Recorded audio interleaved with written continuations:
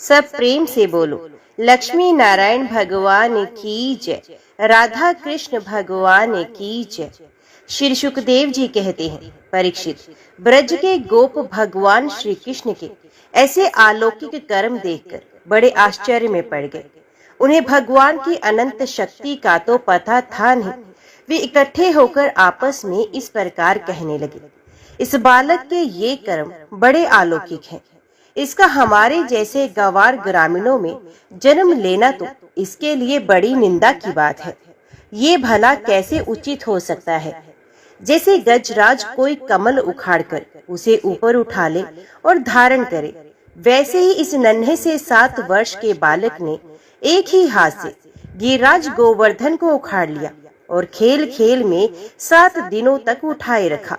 ये साधारण मनुष्य के लिए भला कैसे संभव है?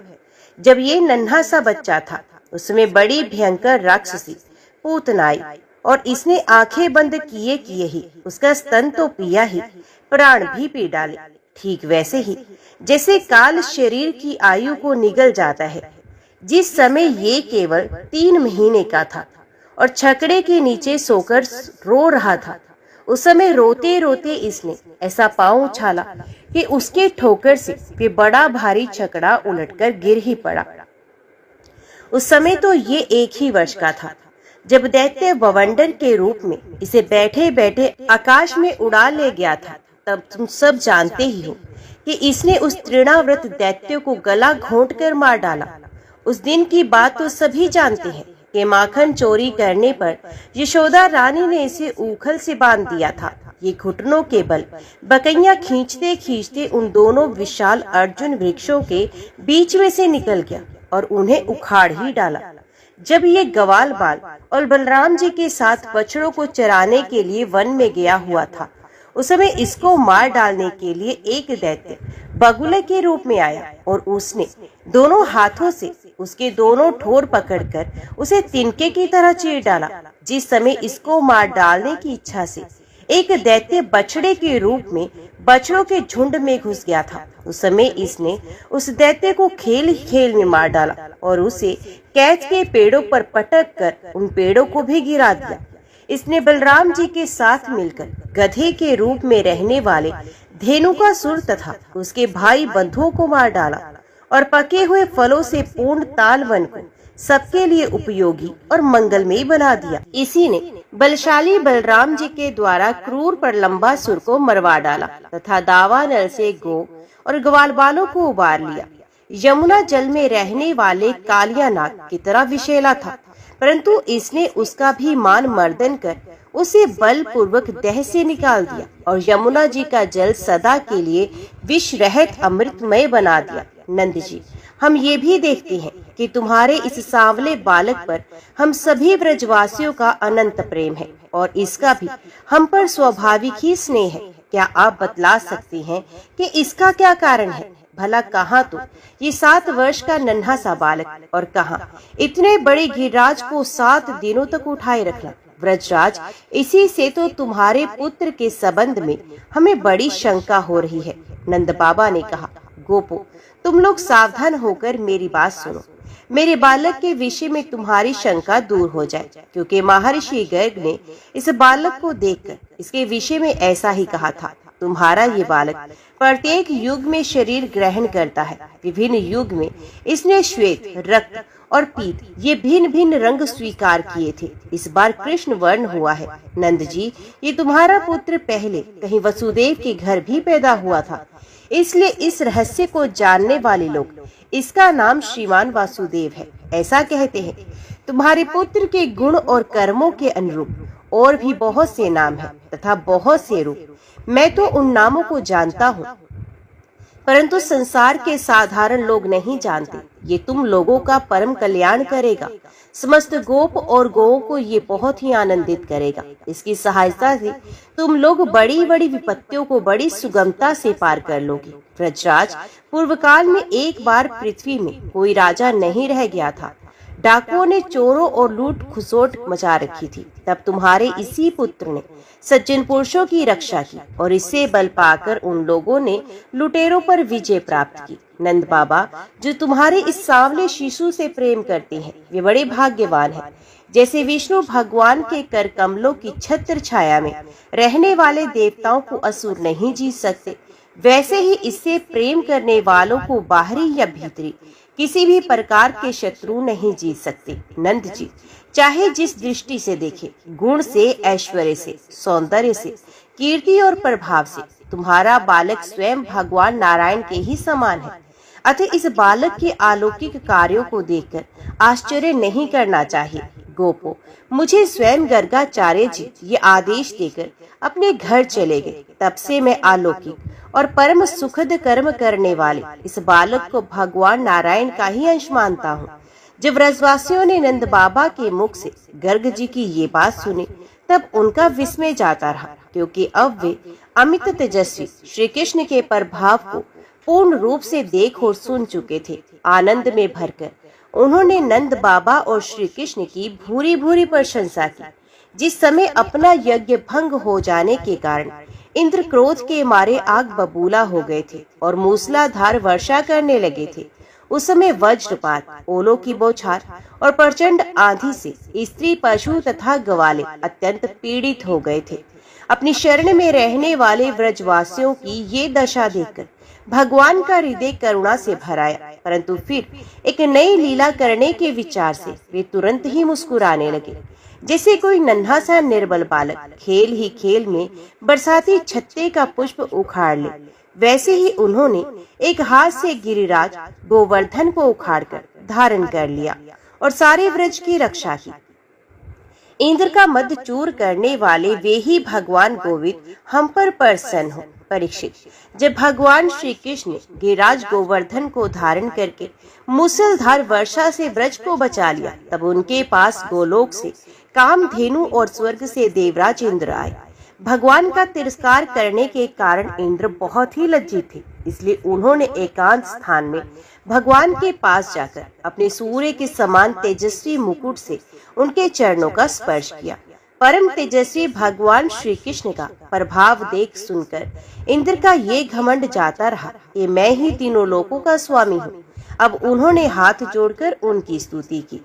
इंद्र ने कहा, भगवान, आपका स्वरूप परम शांत, ज्ञान में रजोगुण तथा तमोगुण से है एवं विशुद्ध, अप्राकृतिक, सत्वमय है। ये गुणों के प्रवाह रूप से प्रतीत होने वाला प्रपंच केवल माया में है, क्योंकि आपका स्वरूप ना जानने के कारण ही आप में इसकी प्रतीति होती है।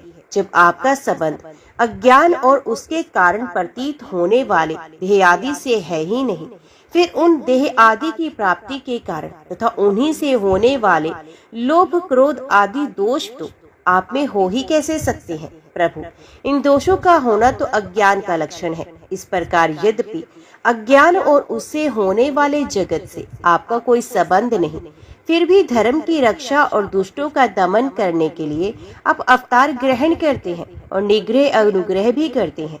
अब जगत के पिता, गुरु और स्वामी हैं। अब जगत का नियंत्रण करने के लिए दंड धारण किए हुए दुस्तर काल है। आप अपने भक्तों की लालसा पूर्ण करने के लिए स्वतंत्रता से लीला शरीर प्रकट करती हैं, और जो लोग आपकी तरह अपने को ईश्वर मान बैठते हैं, उनका मान मर्दन करते हुए अनेकों प्रकार की लीलाएं करते हैं।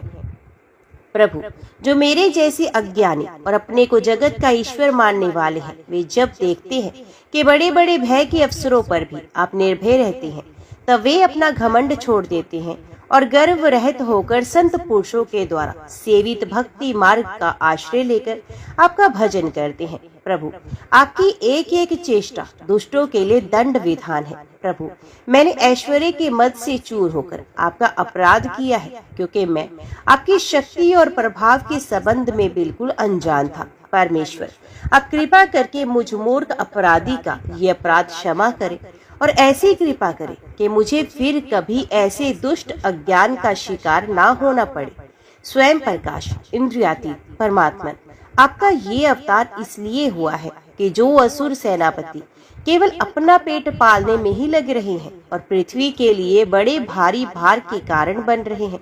उनका वध करके उन्हें मोक्ष दिया जाए और आपके चरणों के सेवक हैं, आज्ञाकारी भक्त जन है, उनका अभ्युदय हो, उनकी रक्षा हो। भगवान, मैं आपको नमस्कार करता हूँ। आप सर्वांतर्यामी, पुरुषोत्तम तथा सर्वात्मा वसुदेव हैं। आप यदुवंशियों के एकमात्र स्वामी, भक्त वत्सल एवं सबके चित्त को आकर्षित करने वाले हैं। मैं आपको बार बार नमस्कार करता हूँ। अपने जीवों के समान कर्मवश होकर नहीं, स्वतंत्रता से अपने भक्तों की तथा अपनी इच्छा के अनुसार शरीर स्वीकार किया है। आपका ये शरीर ही विशुद्ध ज्ञान स्वरूप है। अब सब कुछ है, सबके कारण है, सबकी आत्मा है।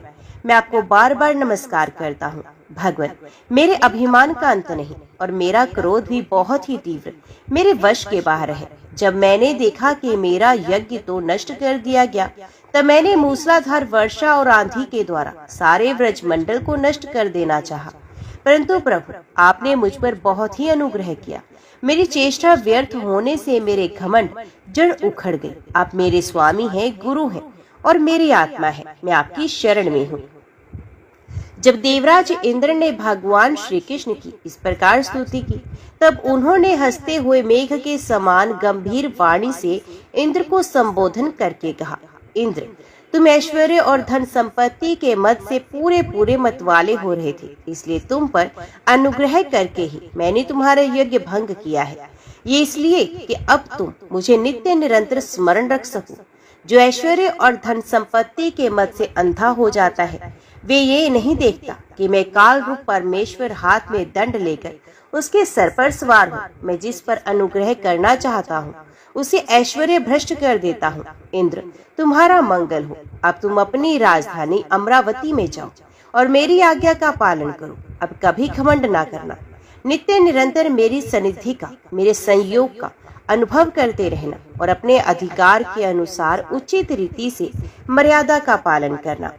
भगवान इस प्रकार आज्ञा दे ही रहे थे कि मनस्विनी कामधेनु ने अपने संतानों के साथ गोप वेशधारी परमेश्वर श्री कृष्ण की वंदना की और उनको संबोधित करके कहा, सच्चिदानंद स्वरूप श्री कृष्ण, आप महायोगी योगेश्वर हैं। आप स्वयं विश्व हैं, विश्व के परम कारण हैं, अच्युत हैं, संपूर्ण विश्व के स्वामी। आपको अपने रक्षक के रूप में प्राप्त कर हम स्नात हो गए। अब जगत के स्वामी हैं, परंतु हमारे तो परम पूजनीय आराध्य देव ही हैं। प्रभु, इंद्र त्रिलोकी के इंद्र हुआ करे, परंतु इंद्र तो आप ही हैं। अत आप ही गो, ब्राह्मण, देवता और साधु जनों की रक्षा के लिए हमारे इंद्र बन जाइए। हम गोए ब्रह्मा जी की प्रेरणा से आपको अपना इंद्र मानकर अभिषेक करेंगे। विश्वात्मन, आपने पृथ्वी का भार उतारने के लिए ही अवतार धारण किया है। भगवान श्री कृष्ण से ऐसा कहकर कामधेनु अपने दूध से और देव माताओं की प्रेरणा से देवराज इंद्र ने ऐरावत की सूंड के द्वारा लाए हुए आकाश गंगा के जल से देवऋषियों के साथ यदुनाथ श्री कृष्ण का अभिषेक किया और उन्हें गोविंद नाम से संबोधित किया। उस समय वहां नारद, तुम्ब्रु आदि गंधर्व, विद्याधर, सिद्ध और चरण पहले से ही आ गए थे। वे समस्त संसार के पाप ताप को मिटा देने वाली भगवान के लोक मलाह पर यश गान करने लगे और अप्सराएं आनंद से भरकर नृत्य करने लगे।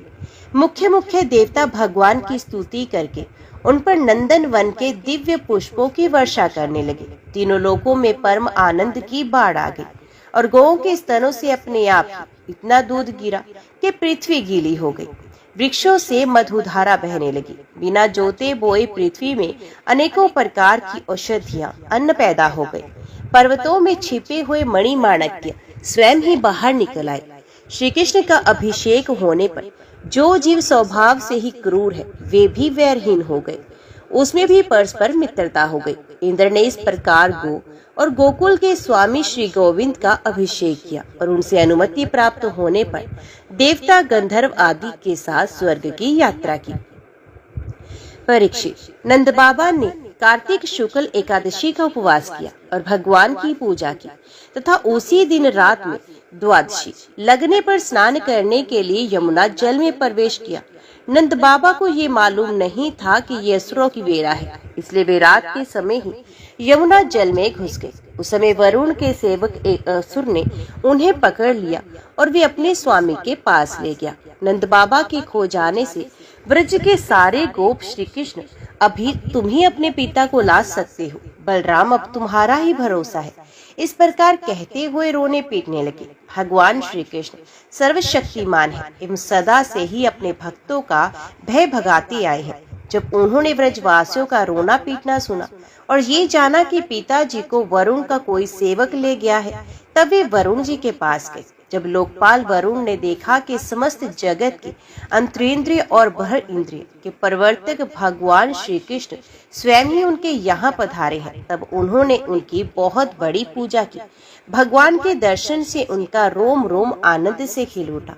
इसके बाद उन्होंने भगवान से निवेदन किया, प्रभु आज मेरा शरीर धारण करना सफल हुआ, आज मुझे संपूर्ण पुरुषार्थ प्राप्त हो गया, क्योंकि आज मुझे आपके चरणों की सेवा का शुभ अवसर प्राप्त हुआ। भगवान जिन्हें भी आपके चरण कमलों की सेवा का सुअवसर मिला, वे भवसागर से पार हो गए। अब भक्तों के भगवान, वेदांतियों के ब्रह्म और योगियों के परमात्मा है।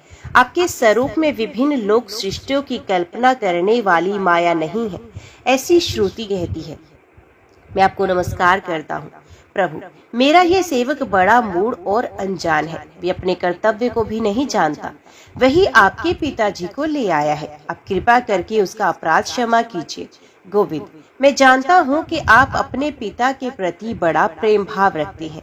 ये आपके पिता है, इन्हें आप ले जाइए। परंतु भगवान आप सबके अंतर्यामी, सबके साक्षी हैं, इसलिए विश्व मोहन श्री कृष्ण आप मुझ दास पर भी कृपा कीजिए। परीक्षित, भगवान श्री कृष्ण ब्रह्मा आदि ईश्वरों के भी ईश्वर है। लोकपाल वरुण ने इस प्रकार उनकी स्तुति करके उन्हें प्रसन्न किया।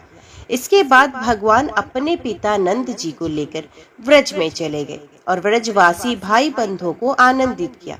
नंद बाबा ने वरुण लोक में लोकपाल के इंद्रियातीत ऐश्वर्य और सुख संपत्ति को देखा तथा ये भी देखा कि वहाँ के निवासी उनके पुत्र श्री कृष्ण के चरणों में झुक झुक कर प्रणाम कर रहे हैं। उन्हें बड़ा विस्मय हुआ। उन्होंने व्रज में आकर अपने जाति भाइयों को सब बातें कह सुनाई। परीक्षित, भगवान के प्रेमी गोप ये सुनकर ऐसा समझने लगे कि अरे ये तो स्वयं भगवान है। तब उन्होंने मन ही मन बड़ी उत्सुकता से विचार किया कि क्या कभी जगदीश्वर भगवान श्री कृष्ण हम लोगों को भी अपना ये माया में सब धाम, जहाँ केवल इनके प्रेमी भक्त ही जा सकती हैं, क्या वो मायातीत सब धाम हमें दिखलाएंगे? परीक्षित, भगवान श्री कृष्ण स्वयं सर्वदर्शी हैं, भला उनसे ये बात कैसे छिपी रहती? वे अपने आत्मीय गोपों की ये अभिलाषा जान गए और उनका संकल्प सिद्ध करने के लिए कृपा से भरकर इस प्रकार सोचने लगे। इस संसार में जीव अज्ञानवश शरीर में आत्म बुद्धि करके भांति भांति की कामना और उनकी पूर्ति के लिए नाना प्रकार के कर्म करता है। फिर उनके फलस्वरूप देवता, मनुष्य, पशु पक्षी आदि ऊंची ऊंची योनियों में भटकता फिरता है। अपनी असली गति को, आत्म स्वरूप को नहीं पहचान पाता। परम दयालु भगवान श्री कृष्ण ने इस प्रकार सोचकर उन गोपों को माया अंधकार से अतीत अपना परम धाम दिखलाया। भगवान ने पहले उनको उस भ्रम का साक्षात्कार करवाया जिसका स्वरूप सत्य, ज्ञान, अनंत, सनातन और ज्योति स्वरूप है तथा समाधि निष्ठ गुणातीत पुरुष ही जिसे देख पाते हैं। जिस जलाशय में अक्रूर को भगवान ने अपना स्वरूप दिखाया था, उसी ब्रह्म स्वरूप जलाशय में डुबकी लगवाई। वे जलाशय में प्रवेश कर गए, तब भगवान ने उसमें से उनको निकालकर अपने परम धाम का दर्शन कराया। उस दिव्य भगवत स्वरूप लोक को देखकर नंद आदि गोप परमा आनंद में मगन हो गए। वहां उन्होंने देखा कि सारे वेद मूर्तिमान होकर भगवान श्री कृष्ण की स्तुति कर रहे हैं। ये देखकर वे सब के सब परम विस्मित हो गए। परीक्षित, शरद ऋतु थी, उसके कारण बेला, चमेली आदि सुगंधित पुष्प खिल खिल कर महक रहे थे। भगवान ने चीरहरण के समय गोपियों को जिन रात्रियों का संकेत किया था, वे सबकी सब पूंजीभूत होकर एक ही रात्रि के रूप में उल्सित हो रही थी। भगवान ने उन्हें देखकर दिव्य बनाया। गोपियां तो चाहती ही थी, अब भगवान ने भी अपनी अचिंत्य महाशक्ति योग माया के सहारे उन्हें निमित्त बनाकर रसमयी रास क्रीड़ा करने का संकल्प किया।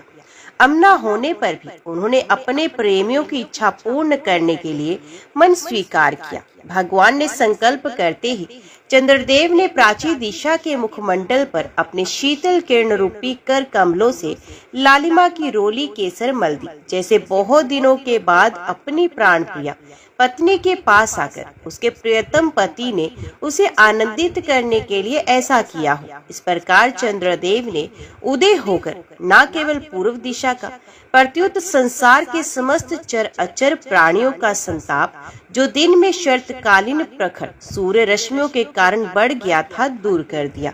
उस दिन चंद्रदेव का मंडल अखंड था। पूर्णिमा की रात्रि थी। वे नूतन केश के समान लाल लाल हो रहे थे। कुछ संकोच मिश्रित अभिलाषा से युक्त जान पड़ते थे। उनका मुखमंडल लक्ष्मी जी के समान मालूम हो रहा था। उनकी कोमल किरणों से सारा वन अनुराग के रंग में रंगा गया था। वन के कोने कोने में उन्होंने अपनी चांदनी के द्वारा अमृत का समुद्र उड़ेल दिया था। भगवान श्री कृष्ण ने अपने दिव्य उज्जवल रस के उद्दीपन की पूरी सामग्री से उन्हें और उस वन को देखकर अपनी बांसुरी पर व्रज सुंदरियों के मन को हरण करने वाली काम बीज क्लीम की अस्पष्ट एवं मधुर तान छेड़ी। भगवान का ये वंशी वादन भगवान के प्रेम को, उनके मिलन की लालसा को अत्यंत उकसाने वाला, बढ़ाने वाला था। यूं तो श्याम सुंदर ने पहले से ही गोपियों के मन को अपने वश में कर रखा था। अब तो उनके मन की सारी वस्तुएं भय, संकोच, धैर्य, मर्यादा आदि की वृत्तियां थी, वो भी छीन ली।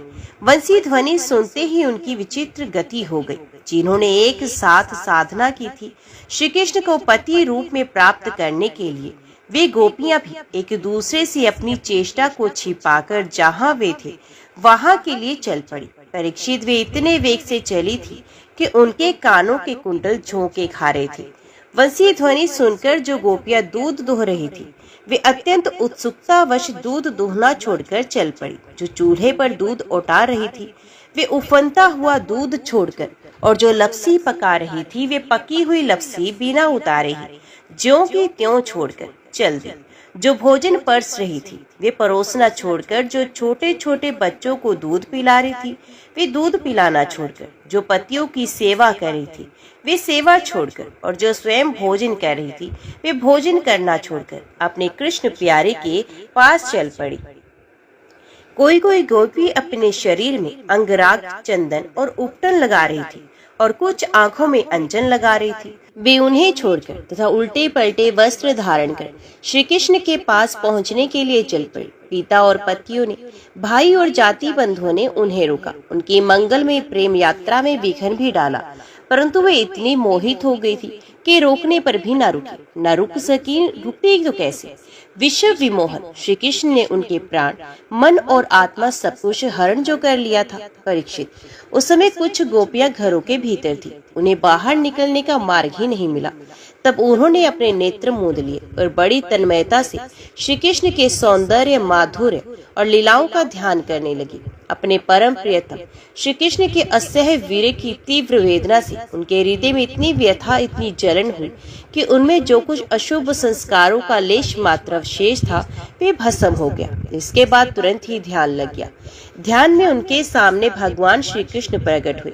उन्होंने मन ही मन बड़े प्रेम से, बड़े आवेग से उनका आलिंगन किया। उस समय उन्हें इतना सुख, इतनी शांति मिली कि उनके सबके सब पुण्य के संस्कार एक साथ ही क्षीण हो गए। परीक्षित, यद्यपि उनका उस समय श्री कृष्ण के प्रति जार भाव भी था, तथापि कहीं सत्य वस्तु भी भाव की अपेक्षा रखती है। उन्होंने जिनका आलिंगन किया, चाहे किसी भी भाव से किया हो, वे स्वयं परमात्मा ही तो थे। इसलिए उन्होंने पाप और पुण्य रूप कर्म के परिणाम से बने हुए गुणमय शरीर का परित्याग कर दिया। इस शरीर से भोगे जाने वाले कर्म बंधन तो ध्यान के समय छिन्न भिन्न हो चुके थे। राजा परीक्षित ने पूछा, भगवान, गोपियां तो भगवान श्री कृष्ण को केवल अपना परम प्रियतम ही मानती थी। उनका उसमें भ्रम भाव भी नहीं था। इस प्रकार उनकी दृष्टि प्राकृतिक गुणों में ही आसक्त देखती है। ऐसी स्थिति में उनके लिए गुणों के प्रवाह रूप इस संसार की निर्वृत्ति कैसे संभव हुई? श्री शुकदेव जी ने कहा, परीक्षित, मैं तुमसे पहले ही कह चुका हूँ कि चेदीराज शिशुपाल भगवान के प्रति द्वेष भाव रखने पर भी अपने प्राकृतिक शरीर को छोड़कर अप्राकृतिक शरीर से उनका पार्षद हो गया। ऐसी स्थिति में जो समस्त प्रकृति और उसके गुणों से अतीत भगवान श्री कृष्ण की प्यारी है और उनसे अनन्य प्रेम करती हैं, वे गोपियों उन्हें प्राप्त हो जाएं, इसमें कौन सी आश्चर्य की बात है? परीक्षित, वास्तव में भगवान प्रकृति संबंधी वृद्धि विनाश परमाणु परमय और गुण गुणी भाव से रहित है। वे अचिंत्य अनंत अप्राकृतिक परम कल्याण स्वरूप का गुणों के एकमात्र आश्रय हैं। उन्होंने ये जो अपने को तथा अपनी लीला को प्रकट किया है, उसका प्रयोजन केवल इतना ही है कि जीव उसके सहारे अपना परम कल्याण संपादन करे। इसलिए भगवान से केवल संबंध हो जाना चाहिए। वे संबंध चाहे जैसा हो, काम का हो, क्रोध का हो या भय का हो, स्नेह नातेदारी या सौहार्द का हो, चाहे जिस भाव से भगवान में नित्य निरंतर अपनी वृत्तियां जोड़ दी जाए, ये भगवान से ही जुड़ती हैं। इसलिए वृत्तियां भगवानमय हो जाती हैं और उस जीव को भगवान की ही प्राप्ति होती है। परीक्षित, तुम्हारे जैसी परम भागवत भगवान का रहस्य जानने वाले भक्तों को श्री कृष्ण के संबंध में ऐसा संदेह नहीं करना चाहिए। योगेश्वरों के भी ईश्वर अजन्मा भगवान के लिए भी ये कोई आश्चर्य की बात है। अरे, उनके संकल्प मात्र से, भौहों के इशारे से सारे जगत का परम कल्याण हो सकता है। जब भगवान श्री कृष्ण ने देखा कि व्रज की अनुपम विभूतियाँ गोपियाँ मेरे बिल्कुल पास आ गई हैं, तब उन्होंने अपनी विनोद भरी वाक चातुरी से उन्हें मोहित करते हुए कहा, क्यों ना हो, भूत भविष्य और वर्तमान काल के जितने वक्ता हैं, उसमें वे ही तो सर्वश्रेष्ठ हैं। भगवान श्री कृष्ण ने कहा, महाभाग्यवती गोपियों, तुम्हारा स्वागत है। बताओ, तुम्हें प्रसन्न करने के लिए मैं कौन सा काम करूं? ब्रज में तो सब कुशल मंगल है ना? कहो, इस समय यहाँ आने की क्या आवश्यकता पड़ गई? सुंदरी गोपियों, रात का समय है। ये समय भी वे स्वयं ही बड़ा भयावना होता है और इसमें बड़े बड़े भयावने जीव जंतु इधर उधर घूमते हैं। अतः तुम सब तुरंत ब्रज में लौट जाओ। रात के समय घोर जंगल में स्त्रियों को नहीं रुकना चाहिए। तुम्हें ना देखकर तुम्हारे माता पिता, पति पुत्र और भाई बंधु ढूंढ रहे होंगे। उन्हें भय में ना डालो। तुम लोगों ने रंग बिरंगे पुष्पों से लदे हुए इस वन की शोभा को देखा। पूर्ण चंद्रमा की कोमल रश्मियों से ये रंगा हुआ है, मानो उन्होंने अपने हाथों की चित्रकारी की हो। और यमुना जी के जल का स्पर्श करके बहने वाली शीतल समीर की मंद मंद गति से हिलते हुए ये वृक्षों के पत्ते तो इस वन की शोभा को और भी बढ़ा रहे हैं। परंतु अब तो तुम लोगों ने ये सब कुछ देख लिया। अब देर मत करो, शीघ्र से शीघ्र व्रज में लौट जाओ। तुम लोग कुलीन स्त्री हो और स्वयं भी सती हो। जाओ, अपने पतियों की और सतियों की सेवा करो। देखो, तुम्हारे घर के नन्हे नन्हे बच्चे और गौ के बछड़े रो रंभा रहे हैं। उन्हें दूध पिलाओ, गोई दूहो। अथवा यदि मेरे प्रेम से परवश होकर तुम लोग यहाँ आई हो तो इसमें कोई अनुचित बात नहीं हुई। ये तो तुम्हारे योग्य ही है, क्योंकि जगत के पशु पक्षी तक मुझसे प्रेम करते हैं, मुझे देखकर प्रसन्न होते हैं। कल्याणी गोपियों, स्त्रियों का परम धर्म यही है कि वे पति और उसके भाई बंधुओं की निष्कपट भाव से सेवा करें और संतान का पालन पोषण करें। जिन स्त्रियों को उत्तम लोक प्राप्त करने की अभिलाषा हो, वे पातकी को छोड़कर और किसी प्रकार के पति का परित्याग न करें, भले ही वे बुरे स्वभाव वाला, भाग्यहीन, वृद्ध, मूर्ख, रोगी या निर्धन ही क्यों न हो। कुलीन स्त्रियों के लिए जार पोष की सेवा सब तरह से निंदनीय है। इससे उनका परलोक बिगड़ता है, स्वर नहीं मिलता, इस लोक में अपयश होता है। ये कुकर्म स्वयं तो अत्यंत तुच्छ क्षणिक है ही, इसमें प्रत्यक्ष वर्तमान में भी कष्ट ही कष्ट है। मोक्ष आदि की तो बात ही कौन करे। ये साक्षात परम भय नरक आदि का हेतु है। गोपियों, मेरी लीला और गुणों के श्रवण से, रूप के दर्शन से, उन सबके कीर्तन और ध्यान से मेरे प्रति अनन्य प्रेम की प्राप्ति होती है। वैसे प्रेम की प्राप्ति पास रहने से नहीं होती। इसलिए तुम लोग अभी अपने अपने घर लौट जाओ। भगवान श्री कृष्ण का ये अप्रिय भाषण सुनकर गोपियां उदास और खिन्न हो गई। उनकी आशा टूट गई। वे चिंता के अथाह एवं अपार समुद्र में डूबने और उतरने लगी। उनके बिंबा फल के समान लाल लाल अधर शोक के कारण चलने वाली लंबी और गर्म सांस से सूख गए। उन्होंने अपने मुंह नीचे की ओर लटका लिए। वे पैर के नखों से धरती कूड़ेदने लगी। नेत्रों से दुख के आंसू बह बहकर काजल के साथ वक्ष स्थल पर पहुंचने और वहां लगी केसर को धोने लगे। उनका हृदय दुख से इतना भर गया कि वे कुछ बोल न सकी, चुपचाप खड़ी रह गई। गोपियों ने अपने प्यारे श्याम सुंदर के लिए सारी कामनाएं, सारे भोग छोड़ दिए थे। श्री कृष्ण में उनका अनन्य अनुराग, परम प्रेम था। जब उन्होंने अपने प्रियतम श्री कृष्ण की निष्ठुरता से भरी बात सुनी, जो बड़ी ही अप्रिय सी मालूम हो रही थी, तब उन्हें बड़ा दुख हुआ। आंखें रोते रोते लाल हो गई, आंसुओं के मारे रूंध गई। उन्होंने धीरज धारण करके अपनी आंखों के आंसू पोंछे और फिर प्रणय प्रकोप के कारण वे गदगद वाणी से कहने लगी, प्यारे श्री कृष्ण, तुम घट घट के व्यापी हो, हमारे हृदय की बात जानते हो। तुम्हें इस प्रकार निष्ठुरता भरे वचन नहीं कहने चाहिए। हम सबको छोड़कर केवल तुम्हारे चरणों में ही प्रेम करती है। इसमें संदेह नहीं कि तुम स्वतंत्र और हठीले हो। तुम पर हमारा कोई वश नहीं। फिर भी तुम अपनी ओर से जैसे आदि पुरुष भगवान नारायण कृपा करके अपने मुमुक्षु भक्तों से प्रेम करते हैं, वैसे ही हमें भी स्वीकार कर लो। हमारा त्याग मत करो। प्यारे श्याम सुंदर, तुम सब धर्मों का रहस्य जानते हो। तुम्हारा ये कहना कि अपने पति, पुत्र और भाई बंधुओं की सेवा करना ही स्त्रियों का सब धर्म है, ये ठीक है, परंतु इस उपदेश के अनुसार हमें तुम्हारी ही सेवा करनी चाहिए, क्योंकि तुम ही सब उपदेशों के पद हो, साक्षात भगवान हो।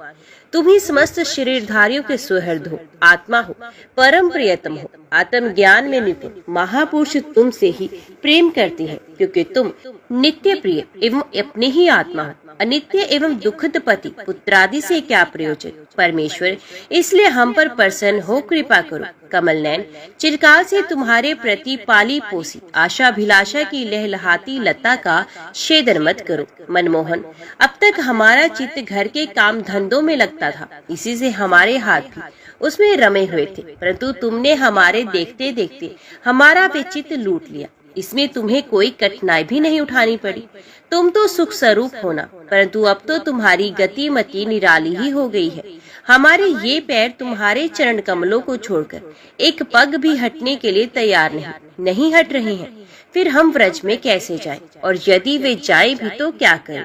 प्राण वल्लभ, हमारे प्यारे सखा, तुम्हारी मंद मंद मधुर मुस्कान, प्रेम भरी चितवन और मनोहर संगीत ने हमारे हृदय में तुम्हारे प्रेम और मिलन की आग धक्का दी है। उसे तुम अपने अधरों की रसधार से बुझा दो, नहीं तो प्रियतम, हम सच कहती हैं, तुम्हारी वीरे व्यथा की आग से हम अपने अपने शरीर जला लेंगे और ध्यान के द्वारा तुम्हारे चरण कमलों को प्राप्त करेंगे। प्यारे कमल नयन, तो वनवासियों के प्यारे और वे भी तुमसे बहुत प्रेम करते हैं, इसे प्राय तुम उन्हीं के पास रहते हो। यहाँ तक कि तुम्हारे जिन चरण कमलों की सेवा का अवसर स्वयं लक्ष्मी जी को कभी कभी ही मिलता है, उन्हीं चरणों का स्पर्श हमें प्राप्त हुआ। जिस दिन ये सौभाग्य हमें मिला, तुमने हमें स्वीकार करके आनंदित दिया। उसी दिन से हम किसी और के सामने एक क्षण के लिए भी ठहरने में असमर्थ हो गई हैं। पति पुत्र आदि की सेवा तो दूर रही। हमारे स्वामी, जिन लक्ष्मी जी का कृपा कटाक्ष प्राप्त करने के लिए बड़े बड़े देवता तपस्या करते हैं, वही लक्ष्मी जी तुम्हारे वक्ष स्थल में बिना किसी की प्रतिद्वंदिता के स्थान प्राप्त करने लेने पर भी अपनी सोत तुलसी के साथ तुम्हारी चरणों की रज पाने की अभिलाषा करती हैं। अब तक के सभी भक्तों ने उस चरण रज का सेवन किया है। उन्हीं के समान हम भी तुम्हारी उसी चरण रज की शरण में आई हैं। भगवान, अब तक जिसने भी तुम्हारे चरणों की शरण ली, उसके सारे कष्ट तुमने मिटा दिए। अब तुम हम पर कृपा करो, हमें भी अपने प्रसाद का भाजन बनाओ। हम तुम्हारी सेवा करने की आशा अभिलाषा से घर गांव कुटुंब सब कुछ छोड़कर तुम्हारे युगल चरणों की शरण में आई हैं। प्रियतम, वहाँ तो तुम्हारी आराधना के लिए अवकाश ही नहीं है। पुरुष भूषण पुरुषोत्तम, तुम्हारी मधुर मुस्कान और चारू चितवन ने हमारे हृदय में प्रेम की मिलन की आकांक्षा की आग धधका दी है। हमारा रोम रोम उससे जल रहा है। तुम हमें अपनी दासी के रूप में स्वीकार कर लो, हमें अपनी सेवा का अवसर दो।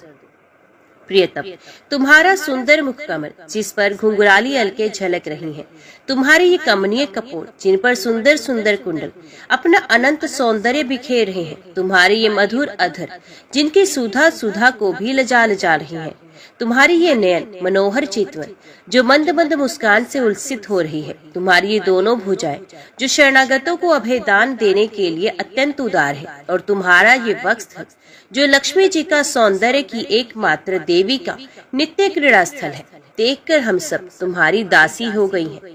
प्यारे श्याम सुंदर, तीनों लोकों में भी ऐसी कौन सी स्त्री है जो मधुर मधुर पद और आरोह अवरोह कर्म से विविध प्रकार की मूर्छनाओं से युक्त तुम्हारी वंशी की तान सुनकर तथा इस त्रिलोक सुंदर मोहिनी मूर्ति को जो अपने एक बूंद सौंदर्य से त्रिलोकी को सौंदर्य का दान करती है, एवं जिसे देखकर गो पक्षी वृक्ष और हिरण भी रोमांचित पुलकित हो जाते हैं, अपने नेत्रों से निहार कर आर्य मर्यादा से विचलित ना हो जाए, कुल कान और लोक लज्जा को त्याग कर तुम में अनुरक्त ना हो जाए। हमसे ये बात छिपी नहीं है कि जैसे भगवान नारायण देवताओं की रक्षा करते हैं, वैसे ही तुम ब्रजमंडल का भय और दुख मिटाने के लिए ही प्रकट हुए हो, और ये भी स्पष्ट ही है कि दीन दुखियों पर तुम्हारा बड़ा प्रेम और बड़ी कृपा है। प्रियतम, हम भी बड़ी दुखीन हैं, तुम्हारे मिलन की आकांक्षा की आग से हमारा वक्षस्थल जल रहा है।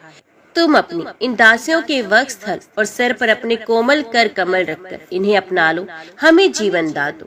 परीक्षित, भगवान श्री कृष्ण सनकादि योगियों और शिवादि योगेश्वरों के भी ईश्वर हैं। जब उन्होंने गोपियों की व्यथा और व्याकुलता से भरी वाणी सुनी, तब उनका हृदय दया से भर गया, और यद्यपि वे आत्मा राम है, अपने आप में ही रमण करते हैं, उन्हें अपने अतिरिक्त और किसी भी भारी वस्तु की अपेक्षा नहीं है, फिर भी उन्होंने हंसकर उनके साथ क्रीड़ा प्रारंभ की। भगवान श्री कृष्ण ने अपनी भाव भंगी और चेष्टाएं गोपियों के अनुकूल कर दी, फिर भी वे अपने स्वरूप में ज्यों के त्यों एक रस थे, अच्युत थे। जब वे खुलकर हंसते तब उनके उज्जवल उज्जवल दांत कुंदकली के समान जान पड़ते। उनकी प्रेम भरी चितवन से और उनके दर्शन के आनंद से गोपियों का मुख कमल प्रफुल्लित हो गया। वे उन्हें चारों ओर से घेरकर खड़ी हो गई। उस समय श्री कृष्ण की ऐसी शोभा हुई मानो अपनी पत्नी तारिकाओं से घिरे हुए चंद्रमा ही हो। गोपियों के शत शत यूथों के स्वामी भगवान श्री कृष्ण वैजयंती माला पहरे वृंदावन को शोभायमान करते हुए विचरण करने लगे। कभी गोपियां अपने प्रियतम श्री कृष्ण के गुण और लीलाओं का गान करती, तो कभी श्री कृष्ण गोपियों के प्रेम और सौंदर्य के गीत गाने लगते। इसके बाद भगवान श्री कृष्ण ने गोपियों के साथ यमुना जी के पावन पुलिन पर, जो कपूर के समान चमकीली बालू से जगमगा रहा था, पर्दापन किया। वे यमुना जी के तरल तरंगों के स्पर्श के शीतल और कुमुदनी की सहज सुगंध से सुवासित वायु के द्वारा सेवित हो रहा था। उस आनंद प्रद पुलिन पर भगवान ने गोपियों के साथ क्रीड़ा की। हाथ फैलाना, आलिंगन करना, गोपियों के हाथ दबाना, उनकी चोटी, जांघ, नीवी, स्तन आदि का स्पर्श करना, विनोद करना, नक्षत करना, विनोदपूर्ण चितवन से देखना और मुस्कुराना, इन क्रियाओं के द्वारा गोपियों के दिव्य काम रस को, अज्वल प्रेम भाव को उत्तेजित करते हुए भगवान श्री कृष्ण उन्हें क्रीड़ा द्वारा आनंदित करने लगे। उदार शिरोमणि सर्वव्यापक भगवान श्री कृष्ण ने जब इस प्रकार गोपियों का सम्मान किया, तब स्त्रियों में हम भी श्रेष्ठ हैं, हमारे समान और कोई नहीं।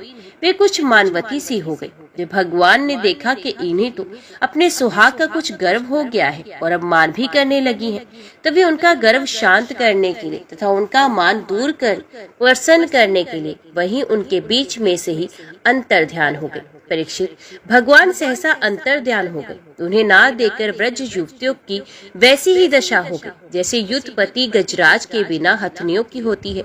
उनका हृदय वीरे की ज्वाला से जलने लगा। भगवान श्री कृष्ण की मधुमत गजराज की सी चाल, प्रेम भरी मुस्कान, विलास भरी चितवन, मनोरम प्रेमाला, भिन्न भिन्न प्रकार की लीलाओं तथा श्रृंगार रस की भाव भंगियों ने उनके चित्त को चुरा लिया था।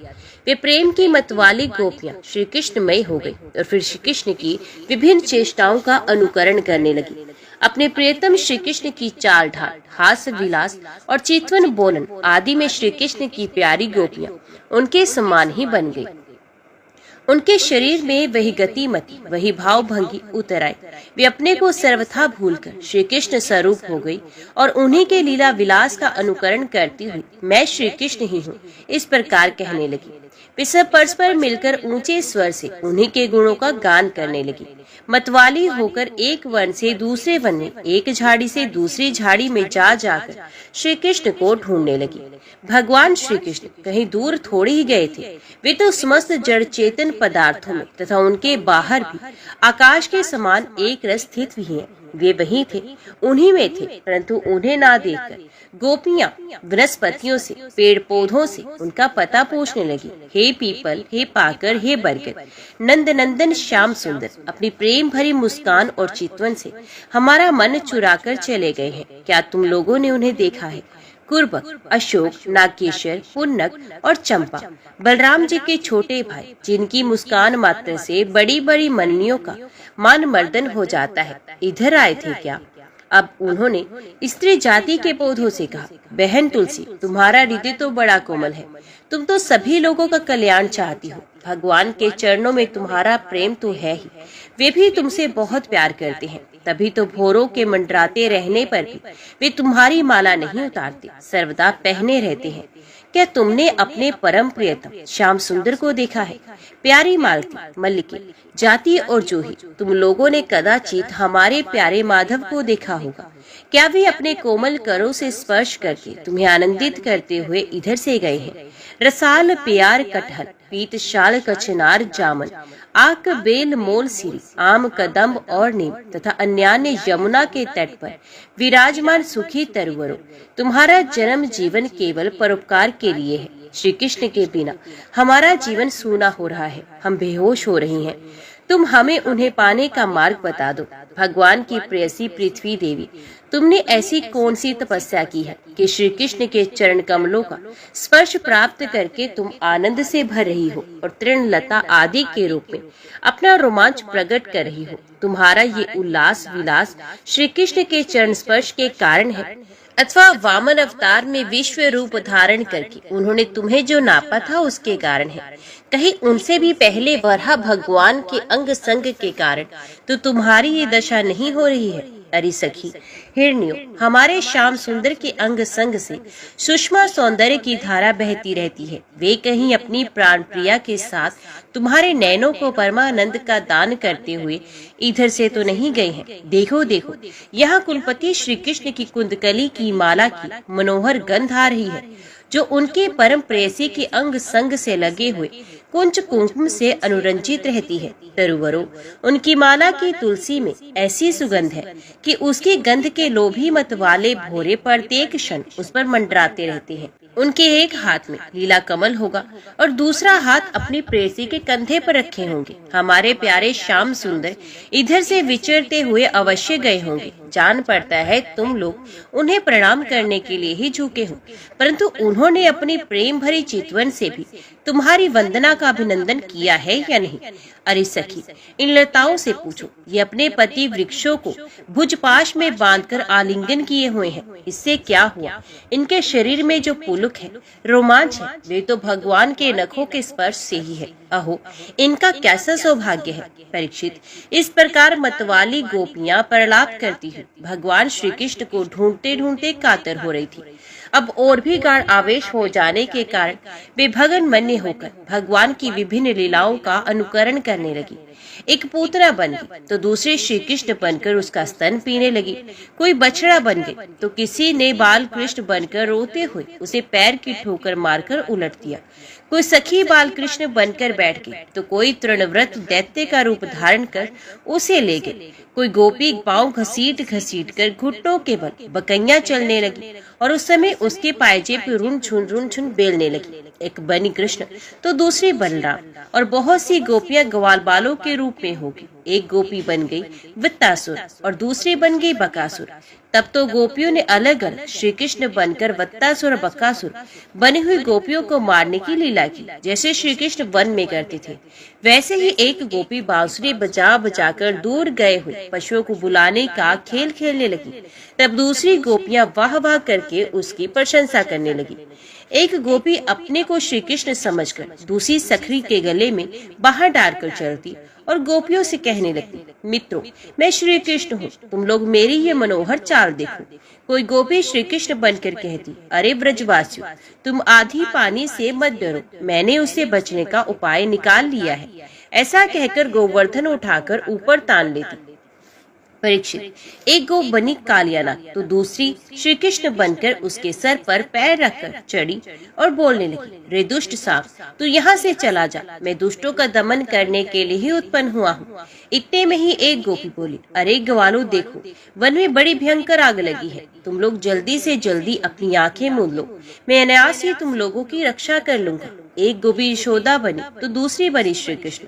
यशोदा ने फूलों की माला से श्री कृष्ण को उखल में बांध दिया। अब वे श्री कृष्ण बनी हुई सुंदरी गोपी हाथों में मुंह ढककर भय की नकल करने लगी। परीक्षित, इस प्रकार लीला करते करते गोपियां वृंदावन के वृक्ष और लता आदि से फिर भी श्री कृष्ण का पता पूछने लगी। इसी समय उन्होंने एक स्थान पर भगवान के चरण चिन्ह देखे। वे आपस में कहने लगी, अवश्य ही ये चरण चिन्ह उदार शिरोमणि नंद नंदन श्याम सुंदर की है, क्योंकि इनमें ध्वजा, कमल, व्रज, अंकुश और जो आदि के चिन्ह स्पष्ट ही दिख रहे हैं। उन चरण चिन्हों के द्वारा व्रज वल्लभ भगवान को ढूंढती हुई गोपियां आगे बढ़ी। तब उन्हें श्री कृष्ण के साथ किसी व्रज युवती के भी चरण चिन्ह दिख पड़े। उन्हें देखकर वे व्याकुल हो गई और आपस में कहने लगी, जैसे हथनी अपने प्रियतम गजरात के साथ गई हो, वैसे ही नंद नंदन श्याम सुंदर के साथ उनके कंधे पर हाथ रखकर चलने वाली किस बड़भागिनी की ये चरण चिन्ह है। अवश्य ही सर्वशक्तिमान भगवान श्री कृष्ण की आराधिका होगी। इसलिए इस पर प्रसन्न होकर हमारे प्राण प्रिय श्याम सुंदर ने हमें छोड़ दिया है और इसे एकांत में ले गए हैं। प्यारी सखियों, भगवान श्री कृष्ण अपने चरण कमल से जिस रज का स्पर्श कर देते हैं, वे धन्य हो जाती है, उसके अहोभाग्य है, क्योंकि ब्रह्मा, शंकर और लक्ष्मी आदि भी अपने अशुभ नष्ट करने के लिए उस रज को अपने सर पर धारण करते हैं। अरे सखी, चाहे कुछ भी हो, ये जो सखी हमारे सर्वस्व श्री कृष्ण को एकांत में ले जाकर अकेले ही उनकी अधर सुधा का रस पी रही है। इस गोपी के उभरे हुए चरण चिन्ह तो हमारे हृदय में बड़ा ही शोभ उत्पन्न कर रहे हैं। यहाँ उस गोपी के पैर नहीं दिखाई देते। मालूम होता है यहाँ प्यारे श्याम सुंदर ने देखा होगा कि मेरी प्रेसी के सुकुमार चरण कमलों घास की नोक गड़ती होगी, इसलिए उन्हें उसे अपने कंधे पर चढ़ा लिया होगा। सखियों, यहाँ देखो, प्यारे श्री कृष्ण के चरण चिन्ह अधिक गहरे बालू में धसे हुए हैं। इससे सूचित होता है कि यहाँ वे किसी भारी वस्तु को उठाकर चल रहे थे। उसी के बोझ से उनके पैर जमीन में धस गए हैं। हो ना हो यहाँ उस कामी ने अपनी प्रियतमा को अवश्य कंधे पर चढ़ाया होगा। देखो देखो, यहाँ परम प्रेमी वल्लभ ने फूल चुनने के लिए अपनी प्रेसी को नीचे उतार दिया है और यहाँ परम प्रियतम श्री कृष्ण ने अपनी प्रेसी के फूल चुन लिए हैं। उचक उचक कर फूल तोड़ने के कारण यहाँ उनके पंजे तो धरती में पड़ गए हैं और एड़ी का पता ही नहीं है। परम प्रेमी श्री कृष्ण कामी पुरुष के समान यहाँ अपनी प्रेसी के केस सवारे हैं। देखो, अपने चुने हुए फूलों को प्रेसी की चोटी में गूंथने के लिए वे यहाँ अवश्य ही बैठे रहे होंगे। परीक्षित, भगवान श्री कृष्ण आत्माराम है, वे अपने आप में ही संतुष्ट और पूर्ण है। जब वे अखंड है, उनमें दूसरा कोई है ही नहीं, तो उनमें काम की कल्पना कैसे हो सकती है। फिर भी उन्होंने कामियों की दीनता, स्त्री परवशता और स्त्रियों की कुटिलता दिखलाते हुए वहां उस गोपी के साथ एकांत में क्रीड़ा की थी, एक खेल रचा था। इस प्रकार गोपियां मतवाली सी होकर अपनी शुद्ध बुद्ध खोकर एक दूसरे को भगवान श्री कृष्ण के चरण चिन्ह दिखाती हुई वन वन भटक रही थी। इधर भगवान श्री कृष्ण दूसरी गोपियों को वन में छोड़कर जिस सौभाग्यवती गोपी को एकांत में लेके गए थे, उसने समझा कि मैं ही समस्त गोपियों में श्रेष्ठ हूँ, इसलिए तो हमारे प्यारे श्री कृष्ण दूसरी गोपियों को छोड़कर उन्हें इतना चाहती है केवल मेरा ही मान करते हैं, मुझे ही आदर दे रहे हैं। भगवान श्री कृष्ण ब्रह्मा और शंकर के भी शासक हैं। वे गोपी वन में जाकर अपने प्रेम और सौभाग्य के मत से मतवाली हो गई और उन्हें श्री कृष्ण से कहने लगी, प्यारे, मुझसे अब तो और नहीं चला जाता, मेरे सुकुमार पांव थक गए हैं। अब तुम जहाँ चलना चाहो मुझे अपने कंधे पर चढ़ा कर ले चलो। अपनी प्रियतमा की ये बात सुनकर श्याम सुंदर ने कहा, अच्छा प्यारी, तुम अब मेरे कंधे पर चढ़ जाओ। ये सुनकर वे गोपी ज्यों ही उनके कंधे पर चढ़ने लगी त्यों ही श्री कृष्ण अंतर ध्यान हो गए और वे सौभाग्यवती गोपी रोने पछताने लगी, हाय नाथ, हाय रमन, तुम कहाँ चले गए? मेरे सखा, मैं तुम्हारी दीन दासी हूँ, शीघ्र ही मुझे अपने सानिध्य का अनुभव कराओ, मुझे दर्शन दो। गोपियां भगवान के चरण चिन्हों के सहारे उनके जाने का मार्ग ढूंढती ढूंढती वहां जा पहुंची। थोड़ी दूर से ही उन्होंने देखा कि उनकी सखी अपने प्रियतम के वियोग से दुखी होकर अचेत हो गई है। जब उन्होंने उसे जगाया तब उसने भगवान श्री कृष्ण से उसे जो प्यार और सम्मान प्राप्त हुआ था वे उनको सुनाया। उसने ये भी कहा कि मैंने कुटिलतावश उनका अपमान किया, इसी से वे अंतर ध्यान हो गए। उसकी बात सुनकर गोपियों के आश्चर्य की सीमा न रही। इसके बाद वन में जहाँ तक चंद्रदेव की चांदनी छिटक रही थी वहां तक वे ढूंढती रह गई, परंतु जब उन्हें देखा कि आगे घना अंधकार है, घोर जंगल है, हम ढूंढते जाएंगी तो श्री कृष्ण और भी उसके अंदर घुस जाएंगे। तब वे उधर से लौट आई। परीक्षित, गोपियों का मन श्री कृष्ण में हो गया था। उनकी वाणी से कृष्ण चर्चा के अतिरिक्त और कोई बात नहीं निकलती थी। उनके शरीर से केवल श्री कृष्ण के लिए और केवल श्री कृष्ण की चेष्टाएं हो रही थी। कहाँ तक कहूँ, उनका रोम रोम, उनकी आत्मा श्री कृष्ण में हो रही थी। वे केवल उनके गुणों, उनकी लीलाओं का ही गान कर रही थी और उनमें इतनी तन्मय हो रही थी कि उन्हें अपने शरीर की भी सुध नहीं थी। फिर घर की याद कौन करता? गोपियों का रोम रोम इस बात की प्रतीक्षा और आकांक्षा कर रहा था कि जल्दी से जल्दी श्री कृष्ण आए। श्री कृष्ण की ही भावना में डूबी हुई गोपियां यमुना जी के पावन पुलिन पर रमण रीति में लौट आई और एक साथ मिलकर श्री कृष्ण के गुणों का गान करने लगी। ओम नमो भगवते वासुदेवाय नमः।